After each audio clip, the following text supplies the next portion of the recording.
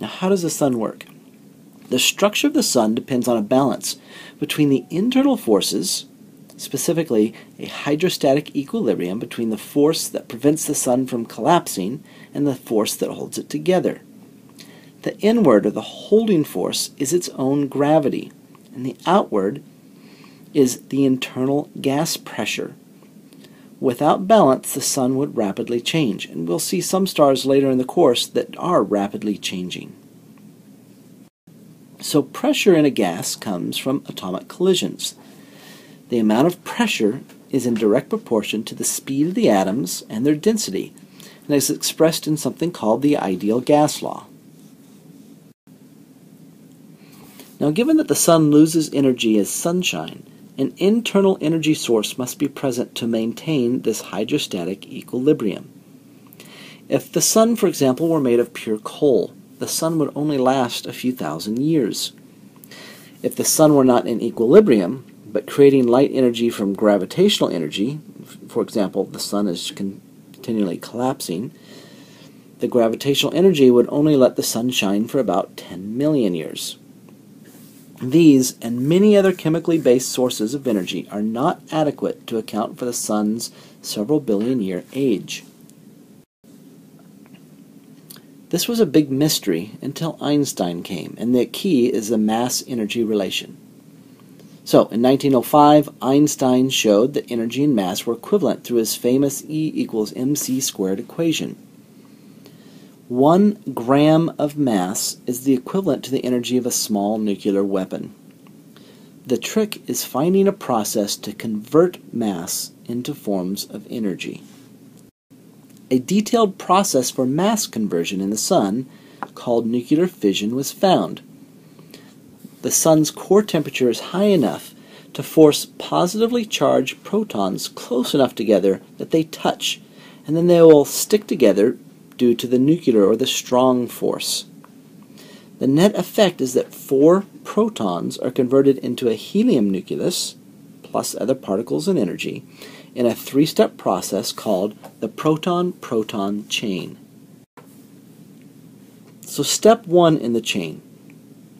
I have 2 hydrogen nuclei, which is just a proton.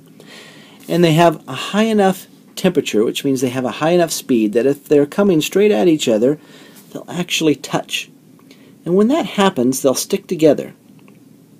One of the protons will turn into a neutron. Now it has to get rid of its charge somehow, and so it gives it off in something called a positron. It's an antimatter particle. It's the same mass and everything as an electron, only it has a different charge. And it also gives off another elementary particle called a neutrino. Now the next step in the proton-proton chain is another hydrogen atom comes together. It has the same speed, and the hydrogen and the H2, which is a hydrogen atom that has an extra nucleon, will actually also collide. And when that happens, they stick together due to the strong nuclear force, and it gives off light in the form of a gamma ray. The third step in the proton-proton chain is when the temperature is hot enough, 2 helium-3 atoms come together, and when they touch, what happens is the 2 protons and 2 neutrons stick together and form helium-4. That's the kind of helium that we're most familiar with. It's what we usually blow up party balloons with. But there's 2 extra protons, and they go off and they complete the process, and they are free to start the process all over again. This nuclear fusion process in the sun's core creates these neutrinos, I said. Now neutrinos don't have any electric charge. They have a very small mass, and they escape the sun's interior relatively unaffected. And they shower the Earth. As you're sitting here, about 1 trillion pass through you every second. Now, the neutrinos' low reactivity with other forms of matter really requires special detection arrangements. We have detectors buried deep in the ground that prevent any spurious signals produced by things like cosmic rays, which are just very high energy light. Also, any high energy particles like protons or electrons or any other things, except for the neutrinos coming from the sun. Essentially, we take very old mines deep in the earth and fill them with water and have very special light detectors that can detect even a single photon of light, as a neutrino might interact with an atom and give off some energy which would come out in the form of light. Now, as we look at our neutrinos, we see that the detected neutrinos are about 3 times less than predicted. So, in science, if we make a prediction and we make a measurement and it doesn't come out the same, then we need to figure out why. Some reasons could be, number one, our model of the solar interior could be wrong. Or it could just be that neutrinos have properties that we really don't understand well now. Now, our current view to explain the measured solar neutrinos is that neutrinos come in 3 different varieties instead of the one that we thought there were.